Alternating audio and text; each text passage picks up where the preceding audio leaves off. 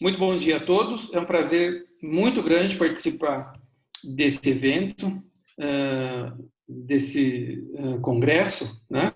É bastante importante, organizado aí pelo Dr. Luciano Paulino e toda a sua equipe. Antes da gente começar, eu queria fazer meus agradecimentos. Agradeço essencialmente ao Dr. Luciano e a toda a sua equipe que toma conta desse evento. E eu sei que é uma coisa que dá muito trabalho, né? E agora ainda mais nesses moldes novos aí de congresso online, né? Então a gente está aprendendo a trabalhar com isso. Então parabéns pela iniciativa, pela organização e muitíssimo obrigado pelo convite, tá?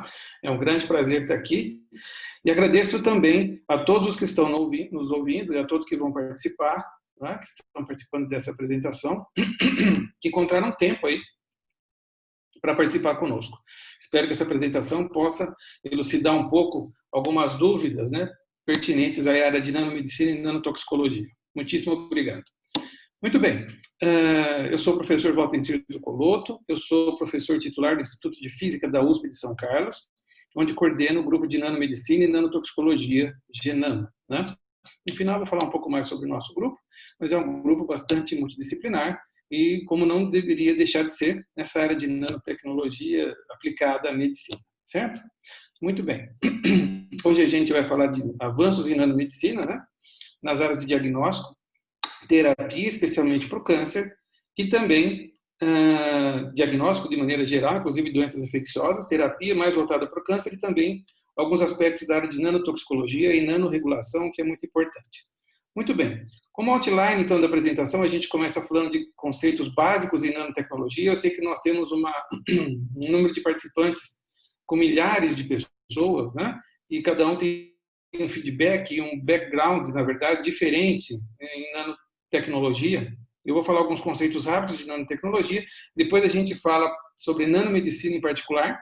Gostaria até de ressaltar um pouco sobre as áreas de nanomedicina no Brasil, e assim a gente focaliza especificamente em nanomateriais para diagnóstico, terapia, e terminamos com a parte de nanotoxicologia. Então, tá bom. Para aqueles que não estão muito familiarizados com a área de nanotecnologia, tem aqui algumas definições, que eu vou passar muito rapidamente, mas eu acho que já dá para ter uma noção sobre o que a gente vai falar. Então, nanotecnologia nada mais é do que o design, a síntese e processamento de estruturas, né, ou dispositivos com controle no nível atômico ou molecular. Essa palavrinha controle faz toda a diferença, tá? O ser humano, a humanidade, utiliza materiais há milênios, certo? Inclusive, a utilização de materiais é tão importante na vida do homem que muitas eras da nossa humanidade ficaram conhecidas pelo nome dos materiais que ressaltavam ali naquele momento, né? Era do bronze, da pedra lascada e assim por diante. Tá? Então, a gente processa materiais há muito tempo. Só que, muito recentemente, na nossa história, algumas décadas, é que a gente começou a processar, a criar materiais com determinado controle onde posicionar moléculas e átomos. Esse posicionamento, digamos assim, de maneira muito geral, é a chave para o entendimento da nanotecnologia. Com isso, a gente consegue criar materiais numa escala muito pequena, né? Mas não é só o tamanho, a escala que importa, é a maneira como a gente consegue criar essas estruturas com controle no nível atômico e molecular. Essa seria uma definição rápida de nanotecnologia. Há uma definição interessante também para nanomateriais, né? Essa é uma das mais recentes, é uma das definições da OECD, e que nos diz aqui basicamente que o nanomaterial é um material, né, natural, incidental ou manufaturado pelo homem, na forma de agregado ou não, né? Mas onde pelo menos 50% das partículas distribuídas em tamanho deve estar na escala de 1 a 100 nanômetros. Então, lógico, quando a gente fala de nanotecnologia, a escala é importante, esse prefixo, né, nano, significa 10 elevado a menos 9, né? Nesse caso é 10 elevado a menos 9 metros, então nós estamos aqui numa escala de tamanho, certo? Então, para ser considerado um nanomaterial, pelo menos metade das partículas desse material está na escala aí de 1 a 100 nanômetros. Então, essa é uma definição importante, principalmente para quem trabalha com regulação, tá? Deixa eu ver como é que está o nosso tempo aqui.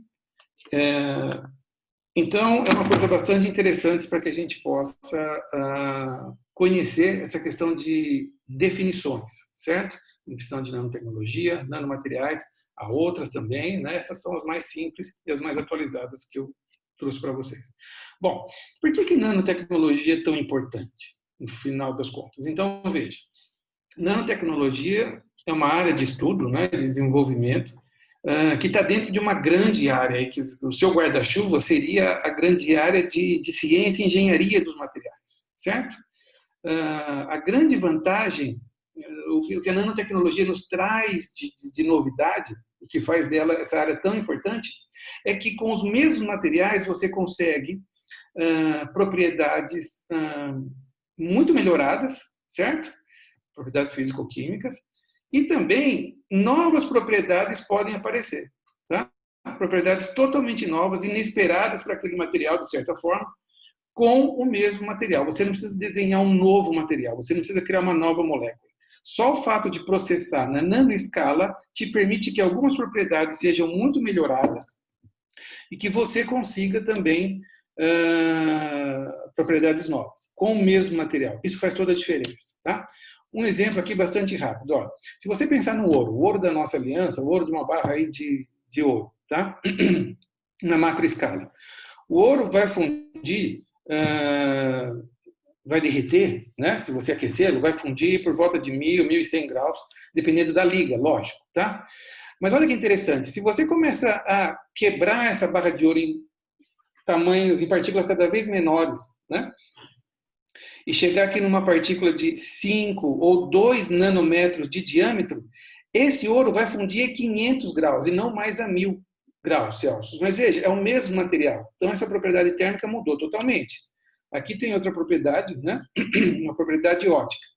Aqui nessa taça, né, que aparece aí no vídeo de vocês, só para lembrar que o ouro tem esse brilho amarelo, né, dourado, essa cor tão característica, e como todo mundo sabe, isso é uma propriedade óptica, né, de interação da matéria, da luz com a matéria.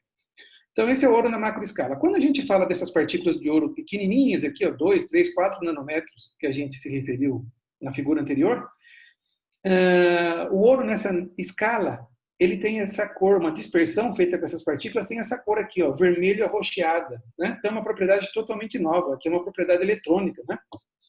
Que surge também na interação da luz com a matéria, não podia deixar de ser, mas a maneira como a luz interage com a matéria aqui é totalmente diferente, e lógico, isso tudo já está muito bem explicado, né? Esse é pela física, principalmente, esse é um efeito de Surface Plasmon Resonance, né? Que vai dar essa cor característica das dispersões de ouro, tá bom? Então, só uma ilustração de como você pode ter propriedades novas. E também, essas propriedades podem ser dependentes do tamanho, né? Aumentando ou diminuindo o tamanho das partículas, você vai variar essa cor aqui, que pode ir de um azulado até um vermelho mais forte, tá? Aqui tem outros exemplos, né? Mostrando essa dependência de propriedades com o tamanho, né? Os exemplos característicos, aqueles exemplos que a gente vê em livros, né? De tão didático que é, são os quantum dots, né? Esses pontos quânticos, né? Nesse caso, a gente se refere a quantum dots como esses cristais semicondutores, né? Por exemplo, seleneto de cádmio, sulfeto de cádmio e assim por diante. Então, essas partículas, dependendo do tamanho, vão emitir luz. Aqui é uma propriedade de emissão agora de luz, tá? Então você irradia com a luz um determinado comprimento de onda e ela vai emitir, ela é fluorescente, ela vai emitir luz praticamente em todo o espectro visível, né? Do azul lá de 400 nanômetros até 700 nanômetros, do azul ao vermelho, né? Dependendo do tamanho da partícula. Então veja, e aqui é um outro efeito também que a física explica muito bem, o efeito de confinamento quântico, né? Então veja, é muito interessante esse fato de que você pode ter propriedades muito melhoradas ou propriedades novas com um material já conhecido, que a gente, por exemplo, já usa na macroescala, certo? Como o ouro, como outros metais e assim por diante. Só pelo fato dele agora estar estruturado, né? Foi desenhado e foi sintetizado em partículas nessa dimensão nanométrica. Então, essa é toda a mágica da nanotecnologia, tá bom? Como toda tecnologia relativamente nova, disruptiva, É claro que a nanotecnologia tem sido aplicada para resolver grandes problemas nossos, certo? E aqui eu estou elencando os três grandes problemas da humanidade, né? Em que a gente busca soluções já há muito tempo e deve continuar ainda por muito tempo buscando soluções, tá? Alimentos, energia e saúde, certo? Esses seriam os três grandes problemas que nós estamos sempre preocupados, né? De certa forma, cientistas e engenheiros, né? E a nanotecnologia como uma tecnologia disruptiva, em muitos casos aí, né? Muitos consideram uma nova revolução tecnológica, e de certa forma. A nanotecnologia tem sido aplicada em muitas áreas, né? Na área de produção de alimentos, na área de energia e também na área de saúde. Essa é uma área onde a nanotecnologia tem uma intersecção grande com a medicina, certo? Então, vamos lá. Hoje a gente não vai falar nem da área de alimentos, nem da área de energia. Hoje a gente vai focalizar um pouco mais nas aplicações de nanotecnologia na área de saúde. Desse casamento é que nasce o termo nanomedicina, certo? Então, nanomedicina nada mais é do que uma área de interface entre nanotecnologia e biotecnologia, principalmente, com aplicações específicas nas áreas médicas, tá? Bom, um pouquinho de história aqui, muito rapidamente. O termo nanomedicina apareceu pela primeira vez aí na década de 90, bastante recente, né? Falando do ponto de vista da ciência. Desculpa. E como uma citação oficial, né, aí pelo Institute of Scientific Information, né, que depois virou Web of Science, que agora é Clarivate, esse termo apareceu pela primeira vez nas pesquisas bibliográficas em 2000. Tá? Então, vejam que é uma área relativamente recente, essa de nanomedicina. Bom, então, o que é nanomedicina? Nada mais é do que a aplicação de nanomateriais, né, de qualquer tipo, né, de qualquer classe e de quaisquer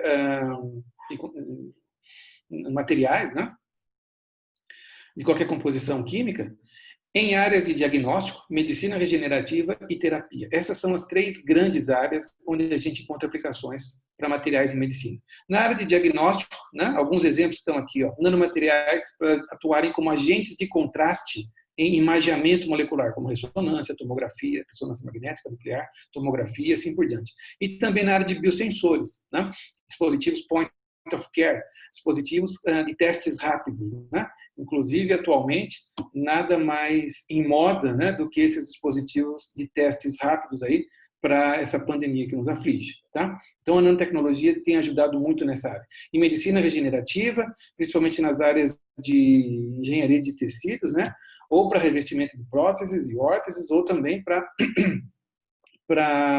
a construção de cell scaffolds, né, templates para terapia celular, tá?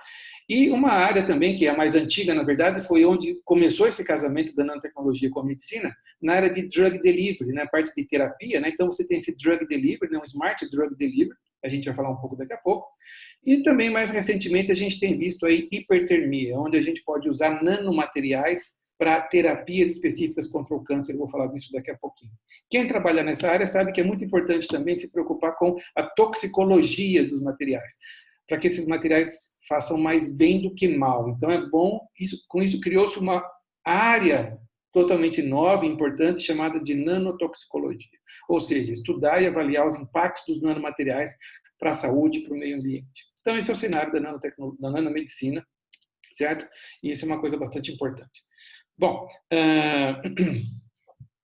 só para que vocês tenham uma ideia de como está essa área, isso vale, de maneira geral, para o mundo todo, mas mais especificamente no Brasil, é onde me sinto mais confortável de falar, a gente vê muito claramente essas duas escolas de nanomedicina, né? Então, se você dá uma olhada nos principais atores aí de nanomedicina no Brasil, você percebe rapidamente, e nós temos gente muito boa trabalhando com medicina no Brasil todo, então você percebe rapidamente que nós temos duas escolas, ou seja, pesquisadores com dois backgrounds diferentes. Inicialmente, a gente tem pesquisadores que vêm aí com background de uma escola de farmácia, né? Então, muita gente das áreas farmacêuticas trabalha hoje com nanomedicina. E, né, aqui está uma distribuição aí, bem geral, desses pesquisadores, os principais centros, né? E é lógico que a grande preocupação deles são com aspectos de, principalmente em drug delivery e toxicologia, que eles são muito bons, obviamente, e eles têm grandes preocupações com aspectos de biodistribuição, biocinética. Então, é uma área, é uma sub-área da nanomedicina extremamente importante. E depois você tem também pesquisadores, e esse é o meu caso, que vêm das áreas de física, química dos materiais ou engenharia de materiais, né, que em particular é o meu caso. Então, que também foram para a área de aplicações desses materiais na área médica. Então, é natural que essa segunda escola, da área de ciência dos materiais, esteja um pouco mais voltada para o material em si, né, para o desenvolvimento de novos materiais, para propriedades térmicas, elétricas, mecânicas, que talvez o pessoal que vem da escola de farmácia não tem tanta preocupação. Tá? Então, são habilidades completamente complementares, e isso é que é importante, certo? Por isso que nos faz, no Brasil, essa comunidade bastante rica em nanomedicina. Tá? E é lógico, o bom é quando essas duas áreas se encontram e a gente consiga trabalhar em colaboração, tá? Porque aí a gente só tem ganhos. Então, esse é mais ou menos o cenário da nanomedicina no Brasil. Isso vale também para várias outras regiões do mundo, mas é lógico que eu estou falando aqui do Brasil, tá bom? Muito bem. Agora, focalizando um pouco no nosso grupo tem trabalhado, esse é mais ou menos um resumo das expertises do nosso grupo de pesquisa. A gente trabalha com sensores e biosensores usando nanomateriais, sensores para moléculas de interesse biológico, glicose, ácido ascórbico e assim por diante, sensores para poluentes, agrotóxicos, poluentes de água, pesticidas, sensores para detecção de material genético, como os organismos geneticamente modificados, tá? Biosensores para detecção aí de anticorpos, né? Para diagnóstico de doenças infecciosas, leishmania, chagas, zika e dengue, e também nanomateriais para atuarem aí em terapia e em diagnóstico, né? Como a gente vê aqui, algumas partículas podem ser usadas como agente de contraste, tá? Esse seria mais ou menos o portfólio do nosso grupo. Então, aqui tem algumas imagens, né, de algumas nanopartículas, aqui é uma nanopartícula de prata, nanopartículas poliméricas, que são carreadoras, né, nanotubos, nanofibras poliméricas. Né? Aqui mostra um elenco de dispersões contendo diferentes tamanhos e diferentes tipos de nanopartículas. Tá? Então, a gente percebe que esse é mais ou menos o nosso portfólio, esses são os nossos materiais de partícula. Tá? E, mais recentemente, nosso grupo tem focalizado nesses chamados materiais teranósticos. Né? Esse é um hot topic hoje na nanomedicina, é um tópico muito importante. São aquelas partículas, aqueles materiais que são capazes de fazer diagnóstico e terapia ao mesmo tempo, com a mesma partícula. Então, uma partícula pode viajar pelo corpo, se localizar, por exemplo, ao redor de um tumor. Você faz uma imagem com isso, usando ressonância magnética, por exemplo, ou alguma outra técnica, e, ao mesmo tempo, você aplica um estímulo externo, né, que faz com que essa partícula ou libere um fármaco, ou aqueça e mate as células tumorais, como é o caso da hipertermia. A gente vai falar disso daqui a pouquinho. Esses materiais são chamados teranósticos, e no nosso grupo de pesquisa a gente está focalizando em 3 principais classes, que são os à base de grafeno, né, óxido de grafeno, na verdade, nanopartículas com estruturas não regulares de ouro, como essas nanoflowers que a gente chama aqui, tá? E também esses nanorods metálicos, nanorods de ouro, né? O termo nanorod significa nanobastão, é uma partícula que é um pouquinho mais compridinha, tá? E a gente vai ver por que ela tem que ser nesse formato daqui a pouco. Muito bem. Então, começamos aqui a nossa apresentação com materiais para diagnóstico, tá? E eu começo com alguns exemplos lá do nosso grupo de pesquisa, né? Aqui em São Carlos. Então, a gente tem fabricado, nós temos um projeto grande em andamento com o Ministério da Saúde, via CNPq e CAPES, na produção de dispositivos biosensores para detecção de Zika e dengue, né, para o diagnóstico diferencial de Zika e dengue. Então, esses são alguns dos eletrodos que a gente usa, né, são fabricados, alguns são fabricados no nosso grupo de pesquisa, outros são fabricados no LN Nano, no Síncroton, lá em Campinas. Né? E aqui eu mostro um exemplo de um sensor para detectar uma sequência genética do vírus, tá? Ou da Zika ou da dengue. Né? Então, sobre esse eletrodo é depositado aqui um filme nanoestruturado, tá? Que contém uma sequência de fita simples, né? Uma sequência pequena de material genético, que vai ser complementar àquela sequência que a gente busca, ou da Zika ou da dengue, ou outra doença infecciosa. Tá? Isso serve também, obviamente, para o Covid-19, nós estamos já fazendo trabalho nessa área, certo? de maneira que esses eletrodos biosensores, quando submetidos aí a uma medida elétrica ou eletroquímica, nesse caso a eletroquímica, né? Então, baseado na resposta elétrica ou eletroquímica desses eletrodos, desses chips, então eles são conectados aí com uma caixinha onde vai uma eletrônica, é bastante simples, na verdade, e você tem uma curva como essa daqui, mostrada aqui embaixo, né? Na presença ou na ausência de um material genético que a gente quer detectar, e a gente coleta esses dados aqui e faz uma curva como essa que está mostrada aqui com fundo em branco, né? Onde a gente vê que a variação da resistência e transferência de carga, né? Ou seja, a variação de uma propriedade elétrica, dessa medida elétrica que a gente fez no chip, em função da concentração aqui de um material genético que veio do Zika. Então, como esse sensor foi desenhado para Zika, vocês podem ver nessa curva azul que ele responde de maneira linear, né? A variação da resposta elétrica é proporcional à variação da quantidade de material genético do Zika. E para a dengue, que é esses triângulos aqui em laranja, ele não tem resposta nenhuma, se mantém constante, porque o sensor foi desenhado para Zika e não para dengue, então mostra que a gente consegue detectar especificamente Zika e dengue. Gostaria de mostrar também um trabalho bastante recente, esse artigo acabou de ser publicado por uma ex-aluna de doutorado, a Laís Bradaca, né? Ela fez um trabalho muito interessante no nosso grupo, complementou uma parte com nossos colaboradores lá no estado da Califórnia, em San Diego, né? O professor Joseph Wang, e são eletrodos de papel. Então, aqui a gente fala de detecção usando biosensores do tipo lateral flow. São eletrodos agora de papel e toda difusão de moléculas ali e de fluidos, né? É principalmente por forças capilares, né? Então, é uma área muito interessante de analítica, esses eletrodos e microeletrodos, né, do tipo lateral flow, né? Aqui a gente mostra esse dispositivo aqui, são na figura C aqui, ó, onde eu estou mostrando, esse é o dispositivo de papel, né? Uma ampliação disso nesse cartoon aqui, ó, da figura A, mostra que você tem 3 braços aqui, com algumas dessas regiões aqui possuem nanopartículas de ouro conjugadas com um anticorpo, tá? E esse anticorpo era específico para 2 proteínas que são chamadas aí, são consideradas pela medicina como possíveis biomarcadoras para o Alzheimer, tá? Que é a clusterina e a fetuína B, tá? Então, esses anticorpos foram conjugados com nanopartículas, né, de ouro. Então, uma amostra de sangue é colocada aqui nessa região. Esse fluido vai viajar até chegar nessa outra ponta. Ao passar por essas regiões que tem os anticorpos e as nanopartículas, ela se liga no anticorpo e arrasta as nanopartículas, e é por isso que na zona de teste você vai ver, então, quanto mais partículas de ouro, mais vermelho, né, vai estar essa região. Você consegue, então, com uma calibração ótica aqui desse dispositivo, estimar a quantidade dessas proteínas que são biomarcadoras para o Alzheimer. Tá? Esse trabalho foi publicado recentemente na ACS. Tá bom? Um terceiro e último exemplo da aplicação de nanomateriais em diagnóstico é um trabalho também de uma aluna de doutorado que passou um tempo na Rice University, trabalhando com a professora Naomi Hallas, e a Valéria Marangoni, que é a autora principal desse trabalho, minha ex-aluna de doutorado.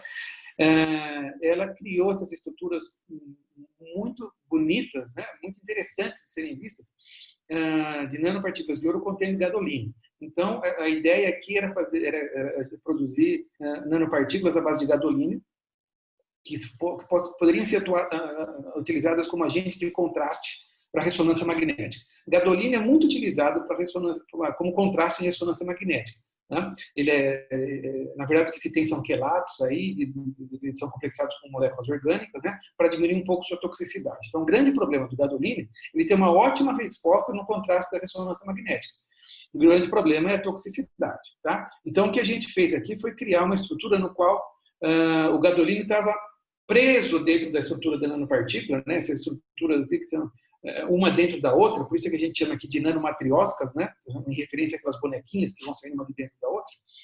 Então, ela começa com uma semente, e aqui embaixo tem um gráfico, né, tem uma imagem de microscopia mostrando cada uma das etapas. Tem uma semente de ouro, depois vai uma região de sílica, onde vai incorporado o átomo de gadolínio, com seus pontinhos azuis, a gente vê aqui nessa região, tá, nas imagens, sem os átomos de gadolínio, depois de colocar o gadolínio, ó. E depois vai de novo uma casca de ouro por cima para isolar o gadolínio do sistema biológico. Tá? Então, essas partículas foram testadas, aí a gente pode ver, foram feitos todos os estudos bioquímicos, claro, né, e celulares, incorporação dessas partículas nas células e tudo mais, e aqui a gente vê algumas escalas. Né? Esse material atuando como agente de contraste no branco. Né? Então, quanto maior a concentração dessas partículas, maior o contraste, como a gente pode ver nessas escalas aqui. Esse artigo também foi publicado recentemente na PNAS. Muito bem. Agora a gente está movendo para a segunda parte da apresentação, que diz respeito à aplicação de nanomateriais em terapia. Tá? E eu começo com uma aplicação mais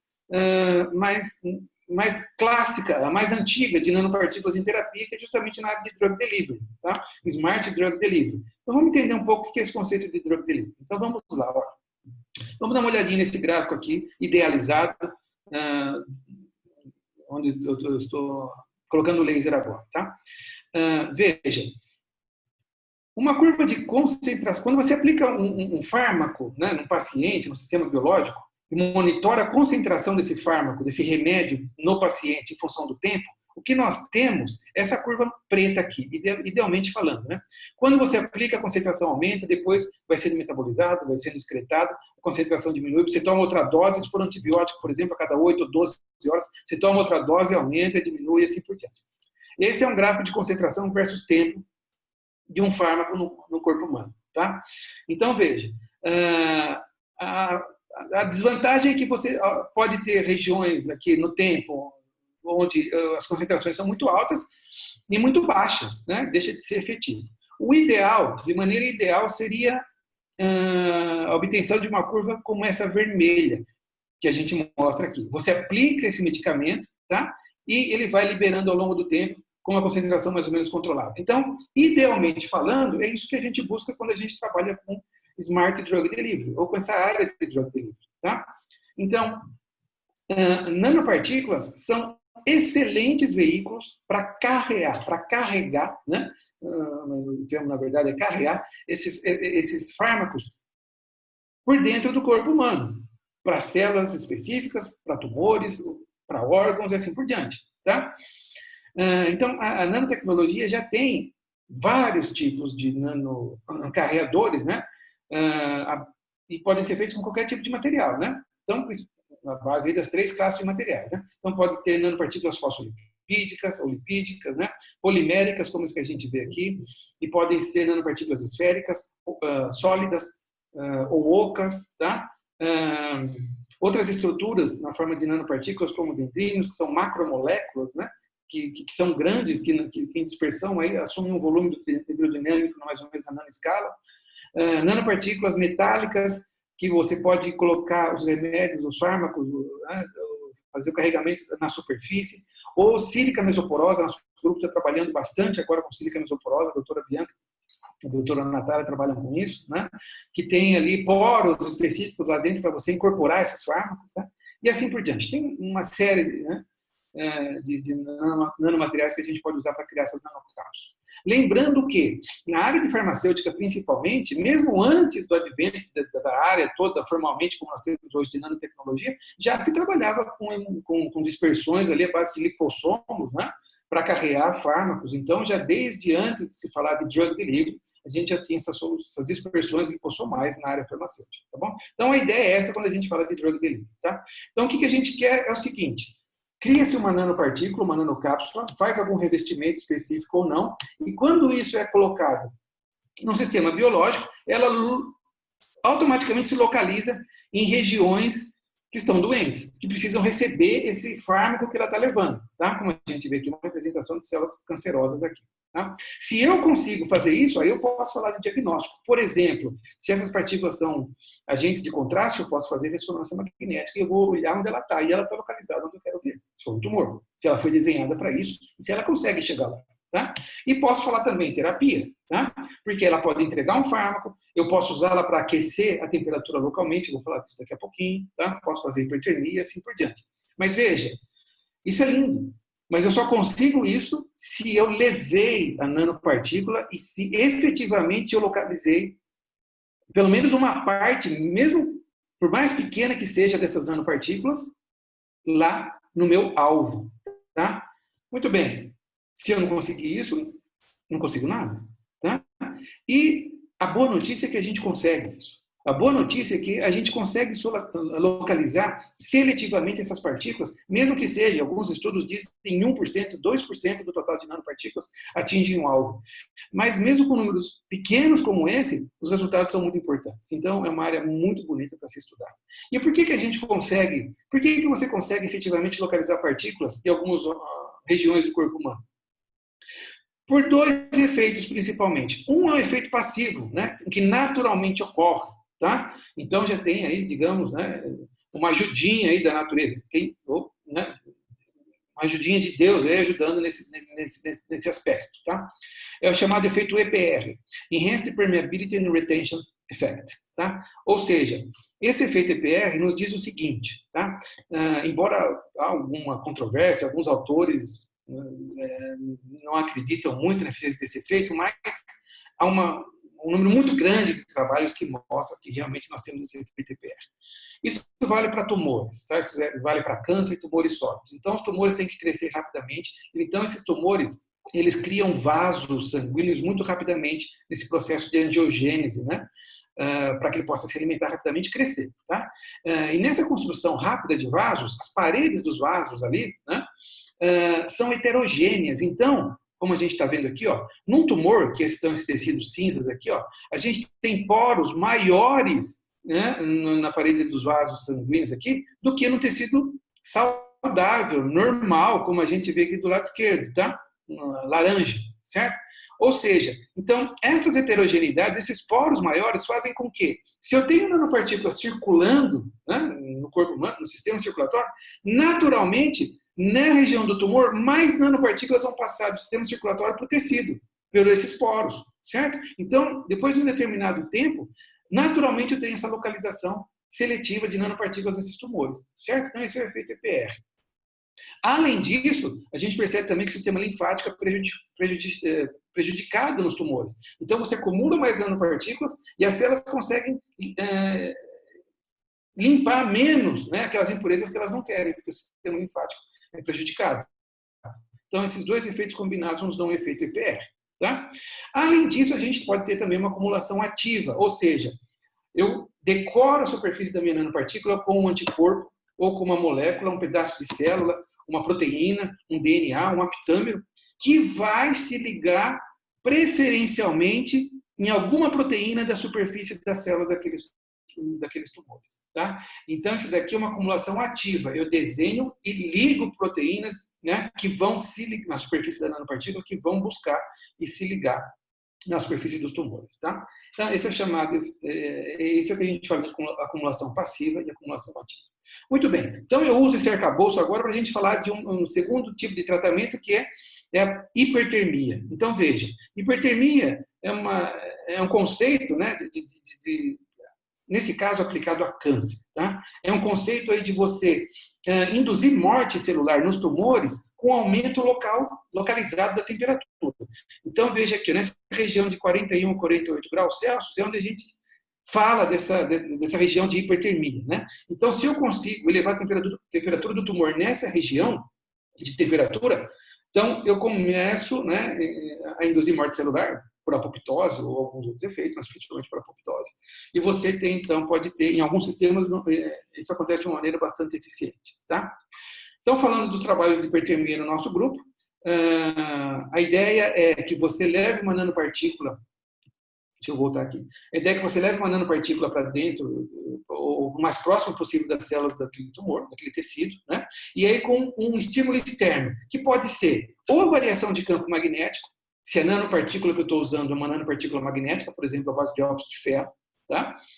E aí você faz um campo magnético alternado, em 400, 500 kHz, por exemplo, a nanopartícula sente essa variação e você produz calor. Tudo isso já é modelado, a física sabe explicar muito bem, inclusive, quanto de calor é produzido e difundido, né, ao redor da nanopartícula. Tá? Nosso grupo já trabalhou com essa parte de magneto e hipertermia, mas agora a gente focaliza mais na parte de fototermia. Né? E o que é a fototermia? Eu levo uma nanopartícula e aí com luz tem muitas vantagens. Com luz, eu acesso a essa nanopartícula e ela absorve essa luz e esquenta localizadamente. Tá? Então, alguns desses materiais que a gente usa para fotohipertermia são descritos aqui, né? Esse nanorods, óxido de grafeno e essas nanoflowers de ouro, tá? Nanorods aqui, o óxido de grafeno, que tem uma imagem de FM dos óxidos de grafeno que a gente produz no nosso grupo, e também essas nanoflowers. Essas nanoflowers são muito interessantes, foram produzidas lá no nosso grupo pelo Olavo, um aluno de mestrado, tá? Nanorods aqui pela Valéria, e os óxidos de grafeno por vários alunos, inclusive o Dr. Fabrício, tá? Então vamos lá, alguns exemplos aqui com esses materiais. Aqui são os óxidos de grafeno, né? Aqui a caracterização básica desses materiais, né? Espectroscopia Raman, distribuição de tamanhos desses flakes de grafeno, de óxido de grafeno, né? Isso é importante, tá? Aqui uma curva típica de aquecimento, né? Eu ligo aqui o laser, né? Laser em 808 nanômetros da região do infravermelho, que é onde passa pelos tecidos, certo? Ele aquece, eu desligo e assim por diante. Eu aqueço dezenas de graus Celsius em alguns minutos, tá? Então aqui tem uma resposta de variação de temperatura em função da concentração, inclusive, de grafeno. É muito mais do que eu preciso para induzir hipertermia, tá? Então esses óxidos de grafeno foram introduzidos, incorporados em células aqui, células HeLa, né? São células imortalizadas de culturas, né? Cancerosas, né? O óxido de grafeno era complexado aqui com uma proteína, tá? E a gente observa, então, que dependendo aqui da concentração inicial de óxido de grafeno, sob radiação, ele promove nas células um aumento localizado de temperatura, tá? E depois a gente mostrou, usando aqui viabilidade celular, que realmente onde tinha grafeno e a gente irradiou, né, você consegue aqui um maior nível de morte celular, tá? E agora deixa eu falar um pouco dos nanorods, né, que é aquela segunda classe.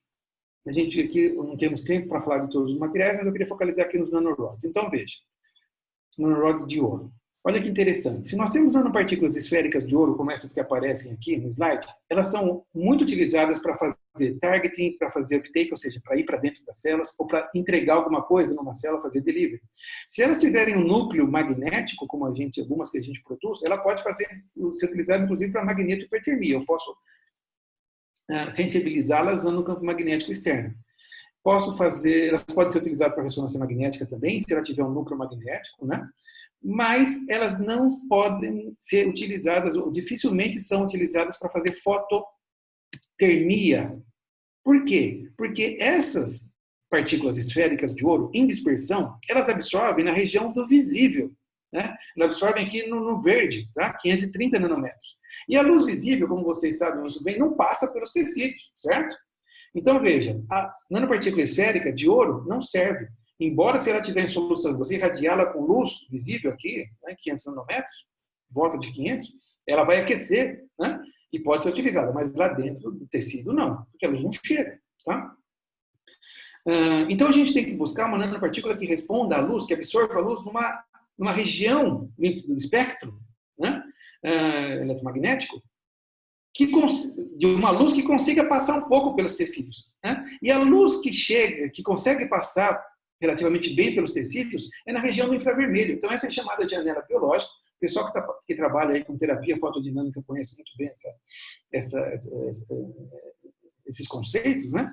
Então, na região aqui de 700 a 900, no infravermelho próximo, a luz passa pelos tecidos, né? Só que essa nanopartícula esférica não absorve luz no infravermelho. O que nós temos que fazer, então? Veja, se eu tenho uma partícula esférica e agora eu dou uma esticadinha nela, certo? Consigo transformá-la, essa partícula, num bastão. Aí a mecânica quântica faz a sua mágica aqui, né? E a gente tem, então, um modo de oscilação coletiva de elétrons ao longo do rod, ao longo do comprimento.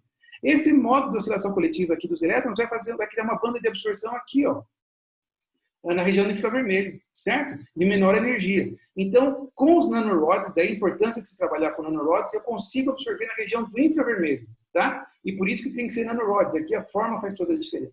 Então, esses caras absorvem energia, né? Que tem um gráfico aqui mostrando a variação de temperatura em função do tempo de radiação, certo? E aqui são alguns nanorods que a gente produz lá no nosso grupo, na USP de São Carlos, tá?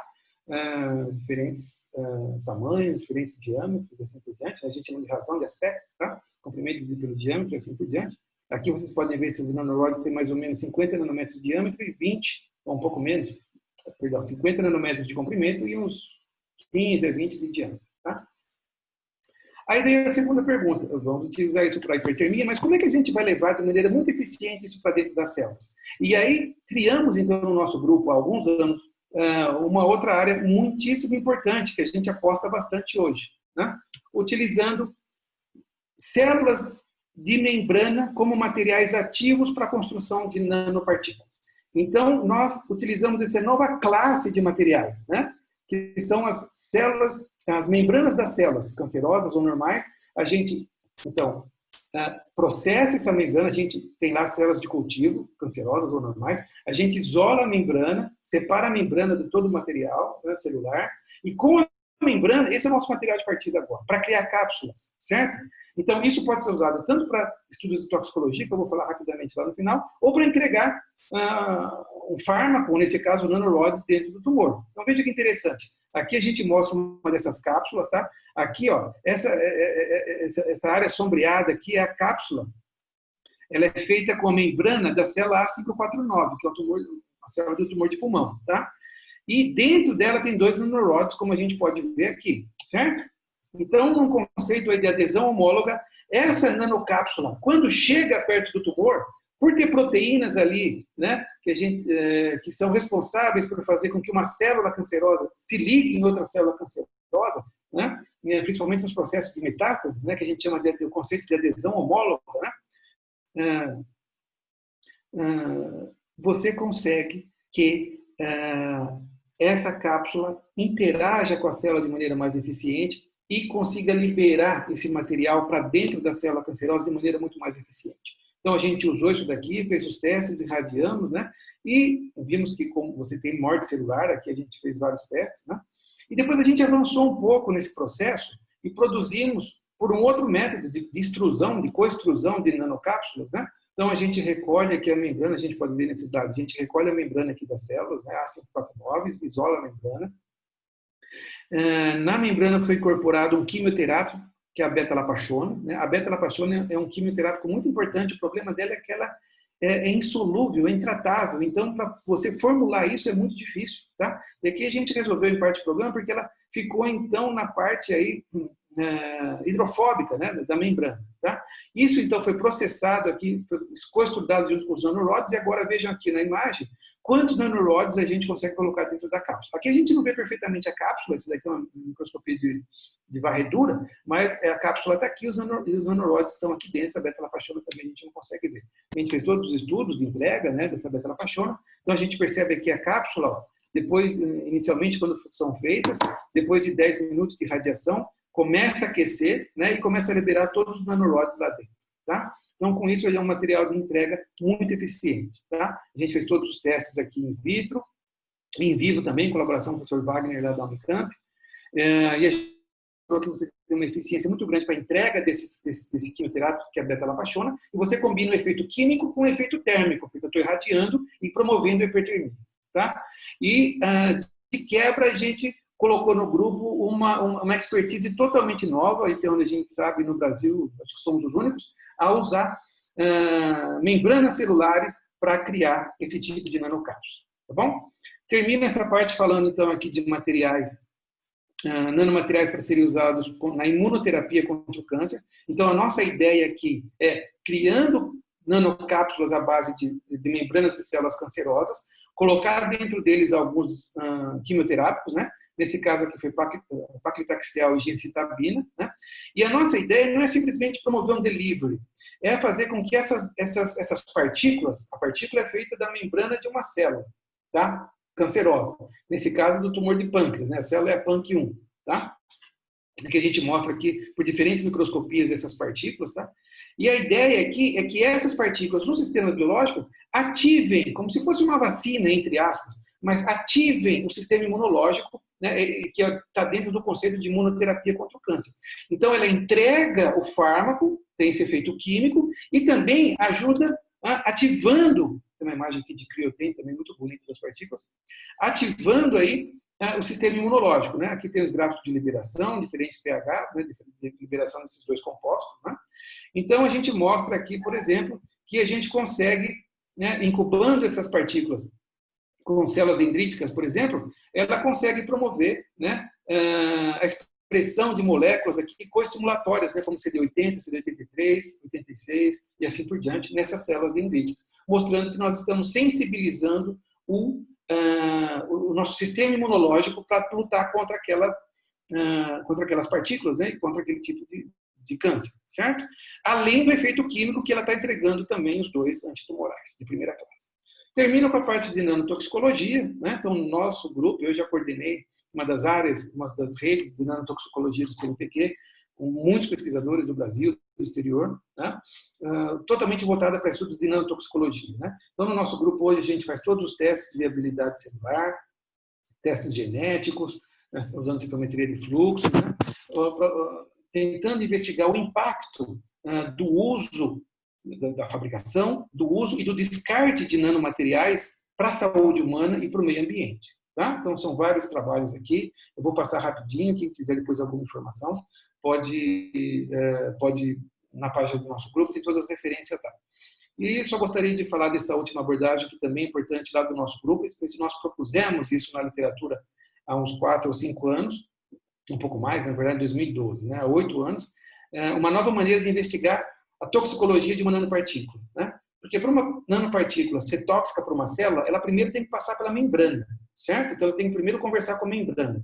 E há vários, né, vantagens e desvantagens de você trabalhar com cultura de células. Quando você coloca uma nanopartícula no meio de cultura para interagir com a célula, ela vai interagir primeiro com as proteínas do meio de cultura e no sistema biológico com as proteínas ali do plasma, do sangue, certo? Então vai criar o que se chama de corona proteica e você vai ter uma partícula totalmente diferente que vai interagir com as células, tá? Nós desenvolvemos, isso não tem nada de errado, a gente, conhecendo a corona proteica, isso é uma ótima estratégia, inclusive, de estudar essa interação.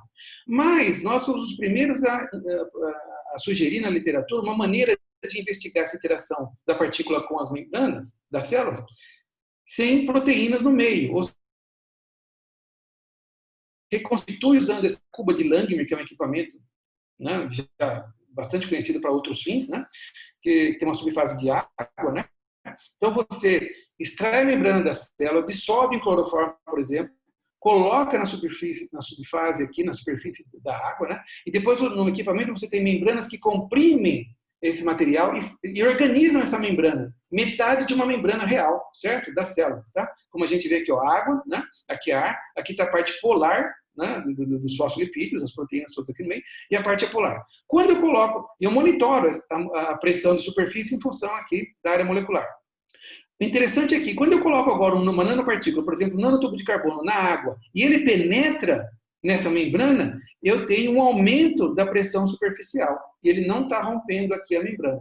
Então, eu consigo investigar se o meu material está penetrando ou não na membrana. Tá? Nós avançamos aqui com vários exemplos, diferentes nanopartículas, diferentes membranas celulares, e a gente conseguiu mostrar que é muito interessante, principalmente para o design de fármacos, essa estratégia. Né? Então, vejam aqui esses dois gráficos aqui. Deixa eu voltar. Vejam aqui esses dois gráficos que é muito interessante. Que interessante, ó. Essa é uma célula... perdão. Esse é um estudo feito com uma célula que não é cancerosa, tá?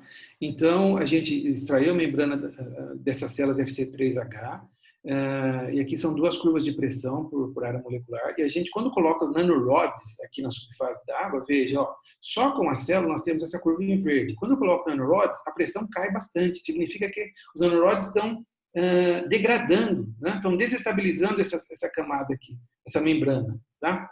Por outro lado, se for uma célula agora cancerosa, como essa HTC aqui, ó, né? Quando eu tenho só a membrana da célula em 2 dimensões, formando aquela monocamada, né, na cuba de Langmuir, eu tenho uma curva de pressão de superfície como essa azul. Quando eu coloco os nanorods na subfase, eles penetram agora na membrana e eu tenho um aumento muito grande da pressão, certo?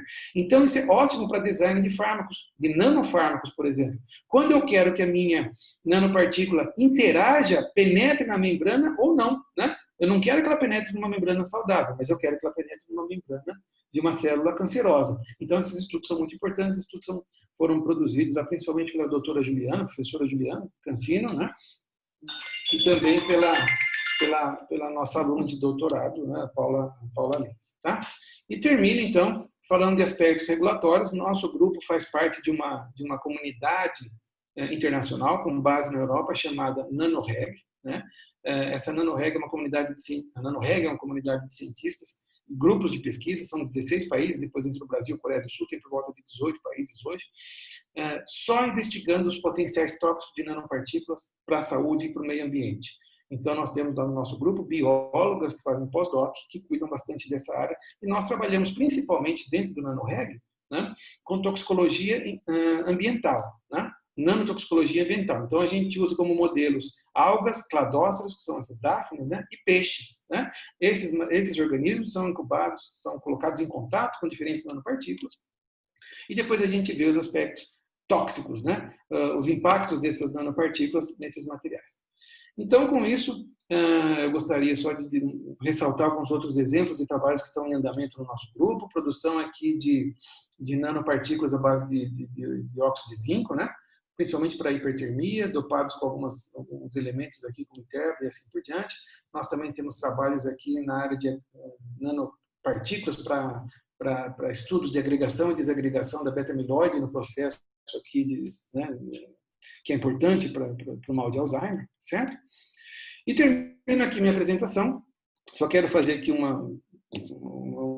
se me permitem, uma propaganda. Né? Eu tenho trabalhado há algum tempo como editor de uma série de livros da Nature, né? Da Springer Nature, da editora, e essa série de livros chama Nanomedicine and Nanotoxicology. Tá? Então, eu sou editor da série toda, a gente já publicou dezenas de livros, né, dentro dessa temática, inclusive de vários autores brasileiros. E esse aqui é um convite. Se nós temos na audiência pessoas que querem escrever um livro, pode ser o editor, pode chamar vários outros autores para escrever, né? Não precisa ser só ele. Submeter para a nossa série, né, lá na página da Springer você acha. A Springer não cobra nada e ainda te paga royalties, dá uma grande visibilidade para o seu livro. Então, quem trabalha na área é uma ótima oportunidade. Gosto de falar também do meu site, esse é um braço didático meu, né, do nosso grupo de pesquisa, um site chamado zucaescrita.com. Já há muitos anos eu trabalho com escrita científica, com vários cursos na internet, palestras, mini-cursos, mostrando como escrever bons artigos científicos, para que a gente aprenda, principalmente alunos de pós-graduação e pós-doc, para a gente aprender a escrever bons artigos científicos. Tá? Então, é um curso já que tem bastante tempo e agora está com uma editora nova, totalmente reformulado. Vale a pena, por favor, deem uma olhada, nos ajudem a divulgar também pelo Facebook o nosso site Zuca Escrita. Esse é o nosso grupo de pesquisa. Agradeço a todos, né? Esse pessoal aqui que faz, na verdade, o trabalho difícil, né? Todo o trabalho que carrega um piano. Né? Então, agradeço a todo o meu grupo de pesquisa, nossa secretária, nossos técnicos, a secretária Simone, os técnicos Romeu e a Bruna.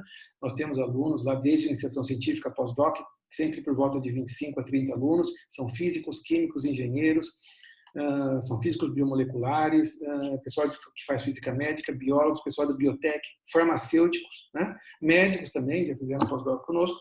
Então, esse é o nosso grupo. Eu gostaria de agradecer a todos que participaram conosco nessa palestra. Espero que eu tenha auxiliado de alguma forma nessa área fascinante que é essa interface da nanomedicina, da nanotecnologia com a biotecnologia, chamada de nanomedicina. E estão todos convidados. Né? Passando por São Carlos, vá lá no nosso grupo, tomar um café, nos convidar, vai ser um grande prazer. Tá bom? Então, muitíssimo obrigado e até a próxima.